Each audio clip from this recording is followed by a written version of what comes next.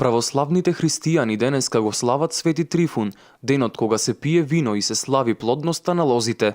Градоначалникот на општина Прилеп Маријан Ристески, заедно со своите соработници, присуствуваа на закројување во местноста Склештен мост. Мислам дека ова традиција е вековна, меѓутоа овдека посебно навистина преубаво се слави токму овде на Склештен мост.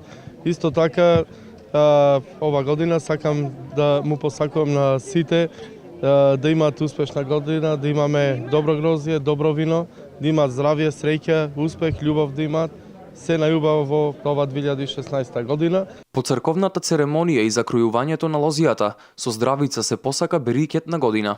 Ова место представува култно место покрај тоа што е место каде што нашите сограѓани навистина докажуваат дека христијанските корени и почитувањето на православната религија го прават градот Прилеп најсветлата икона во најубавата и најстарата црква на овие простори, Македонската православна црква, која што е всушност олицетворена во лицето на Охридската архиепископија. Свети Трифун е заштитник на лозарите и затоа денеска се пие вино, се посакува среќа и плодност на почвата, вековна традиција на славење на овој празник.